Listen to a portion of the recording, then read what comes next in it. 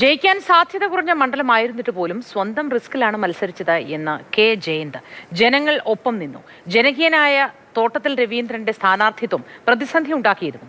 അവസാന റൗണ്ട് വരെ നീണ്ട ഇഞ്ചോടിഞ്ച് പോരാട്ടത്തിലാണ് വിജയിച്ചതെന്നും കെ ജയന്ത് മാതൃഭൂമി ന്യൂസിനോട് പറഞ്ഞു.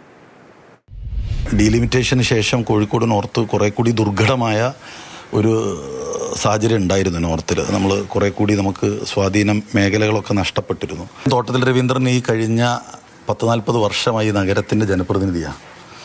അത് ഒരിക്കലും കോൺട്രവേഴ്സിയുടെ ഭാഗമായിട്ടില്ല. വളരെ പോസിറ്റീവായി ആളുകളോ ഇടപെടുന്ന ഒരാളാണ്. അതൊരു വലിയ പ്രതിസന്ധി തന്നെയായിരുന്നു. അത് സത്യം പറഞ്ഞാൽ വ്യക്തിപരമായി ഞാൻ ചൂസ് ചെയ്തതാണ് ഈ സീറ്റ്. പൊതുപ്രവർത്തകൻ എന്ന നിലയിൽ കഴിഞ്ഞ 10-35 വർഷം ചേർന്ന് നിന്ന ഒരു മണ്ണ് കൈവിടില്ല എന്നുള്ളൊരു ധൈര്യം ഉണ്ടായിരുന്നു. കഴിഞ്ഞ കോർപ്പറേഷൻ തെരഞ്ഞെടുപ്പ് സമയത്ത് ഏതാണ്ട് 36,000 വോട്ടാണ് ഈ നോർത്ത് മണ്ഡലത്തിൽ നമുക്ക് UDF-നായിട്ട് ഉണ്ടായിരുന്നത്. അത് 51,000-ലേക്ക് എത്തിക്കുവാൻ സാധിച്ചു.